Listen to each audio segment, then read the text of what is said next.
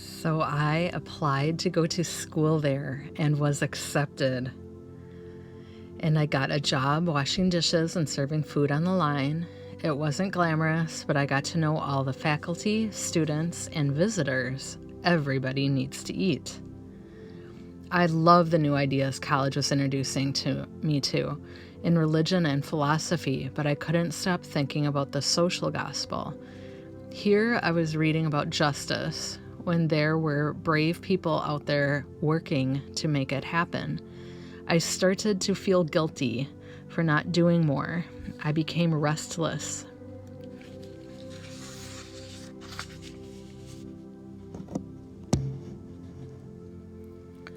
I thought about Troy State, just a few miles from my parents' home where no black student was allowed, so I applied as a transfer student. 1 month passed, then another. I never heard back. Finally, I decided to introduce myself to the only person who I thought could understand what I was trying to do, to Dr. Martin Luther King Jr. Please excuse the... Wow, so this is interesting. He's just...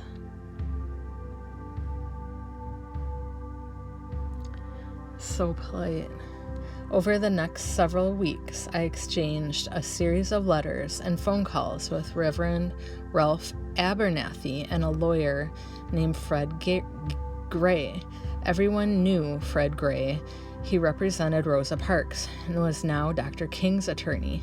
Finally, Gray and Abernathy wrote to tell me that Dr. King wanted to meet me.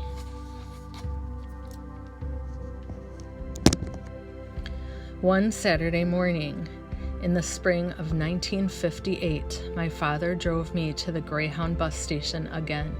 Neither of us said a word. I boarded a bus and traveled the 50 miles from Troy to Montgomery. I'd never seen a lawyer before, black or white. And I presume you're John Lewis? Yes, sir. And Attorney Gray? We're going to have to drive over to the church.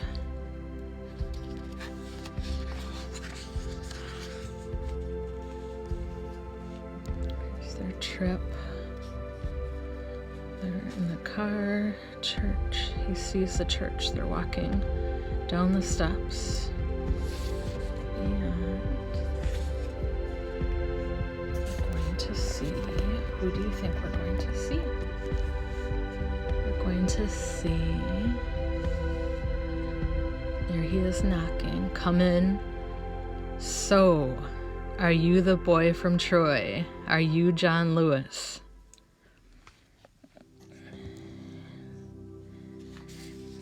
Here, I'm gonna give you a better look.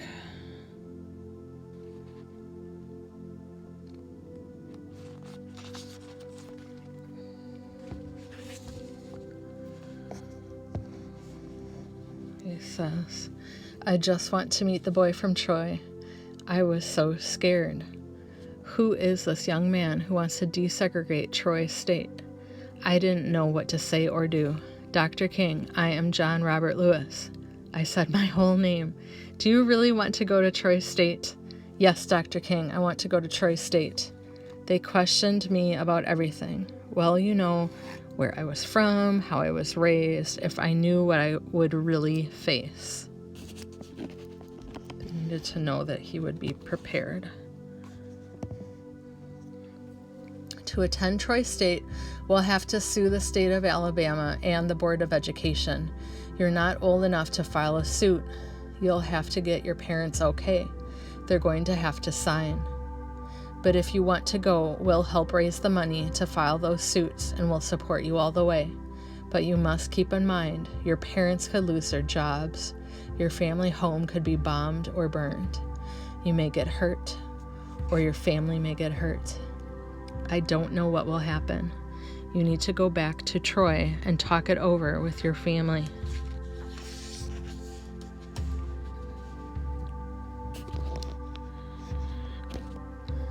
My father didn't say a word to me on the ride back from the bus station either, but the next morning they sat me down for questioning, asking me what had happened the previous day. I told them. At first they wanted to be supportive, but they were afraid. not just for themselves, but for those around us, our friends and neighbors. They said they didn't want anything to do with filing a suit against the state of Alabama. Nothing, not one thing. I was heartbroken, but it was their decision. I wrote Dr. King a letter explaining that I would be returning to Nashville in the fall. Looking back, it must have been the spirit of history taking hold of my life. Because in Nashville, I'd meet people who opened my eyes to a sense of values that would forever dominate my moral philosophy. The way of peace, the way of love, and the way of nonviolence. It says, knock, knock, come in. Okay, so we are back in the present of Washington. Here's Senator Lewis. Sir, it's time. Thank you. Congressman Lewis, thank you so much for taking the time to speak with us today. You have no idea how much this means to me. And thank you, John Lewis. Thank you, Mr. Lewis. Anytime, you're welcome. Okay, so they are talking some more, but they're very small print, so it must not be important. Okay. Well, it probably is, but I just can't read it, unfortunately. Rosa, thank you for waiting. How are you? I'm good, Bob. How are you? Oh, are you ready? I'm ready. Congressman, before you go, there's a message here. It's from Jim Lawson. So this is back in March 26, 1958. I was attending First Baptist Church in downtown Nashville. You could literally stand on the steps, throw a baseball, and hit the steps of the Tennessee State Capitol. A young man will be joining us this evening. If you're interested, he'll be conducting a workshop on nonviolence here at First Baptist. His name is Jim Lawson. The congressman led by Kelly Miller Smith were Black Baptists who'd left the white church because they had been forced to worship in the balcony.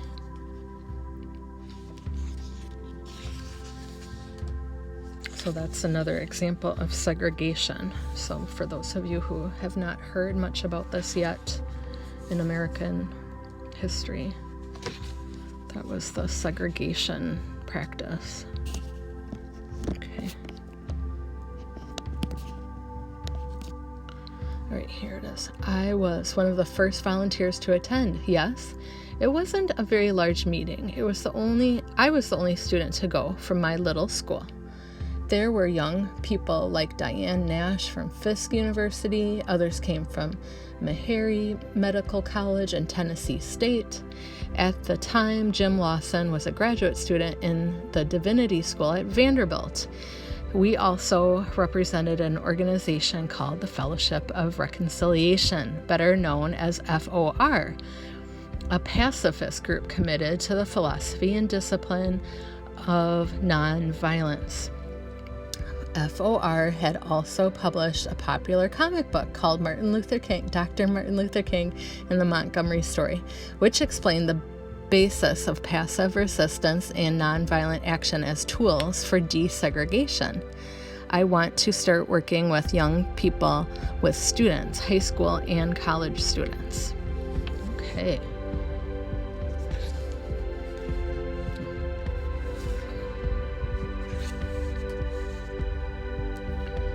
Jim talked about the Montgomery bus boycott, about war resistance, about nonviolence. He spoke of Gandhi, this little brown man from India, using the way of nonviolence to free an entire nation of people, and how we could apply nonviolence just as Dr. King did in Montgomery, all across America, South and North, to eradicate some of the evils we all faced, the evil of racism, the evil of poverty, the evil of war. Jim Lawson conveyed the urgency of developing our philosophy, our discipline, our understanding. His words liberated me.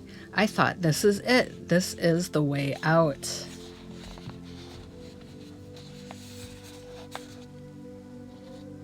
I told my classmates, I told two of my closest friends, Bernard Lafayette and James Bevel.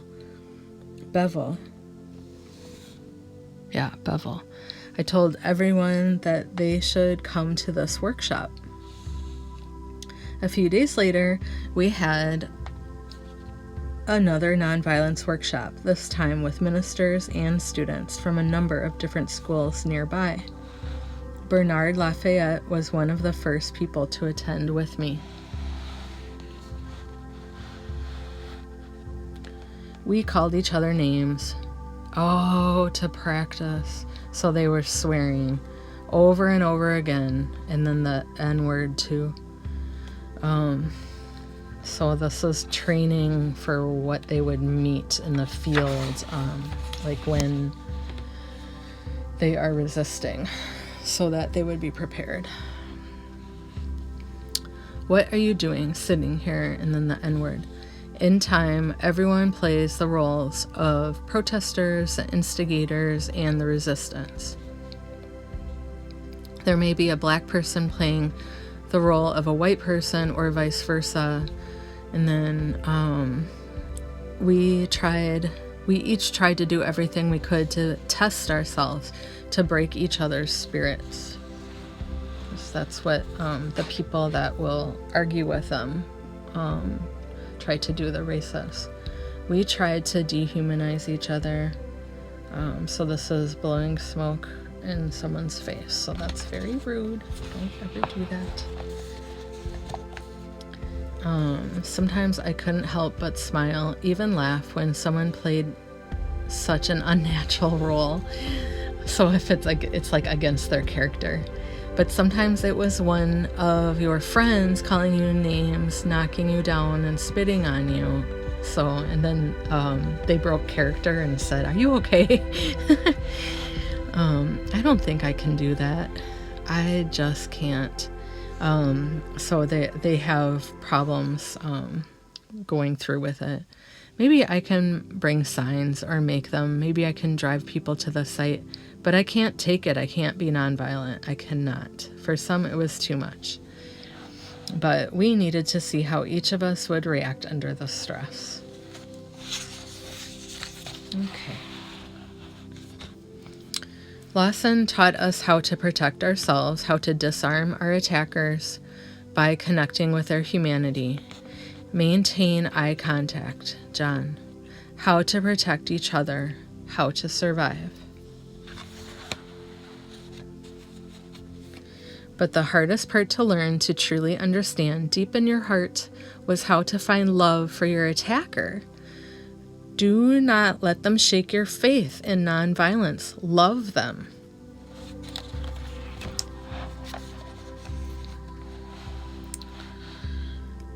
We took a name, the Nashville Student Movement. Because of our distrust of centralized power, we insisted on a rotating leadership. We were all in this together, and we were ready to act. Segregation at the downtown stores bothered us the most. We could shop there and pay the same prices as white customers, but we couldn't use the dressing rooms or sit at the lunch counter to eat. It was humiliating. So we decided the department store lunch counters would be our first target.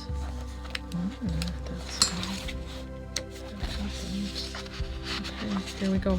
So this will be the last page in our installment this time, just so you know. Okay. November 28th, 1959.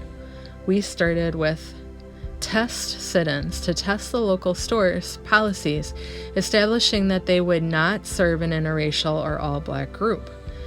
Our plan was simple. Enter a store, ask to be served, and if or when we were refused, we would leave. So they were just seeing if they would enforce it.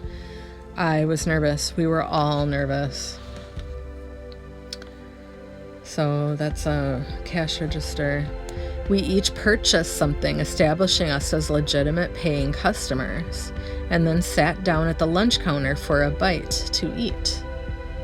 All right, so that's the end of today's segment. So page 84. So imagine what you think will happen next.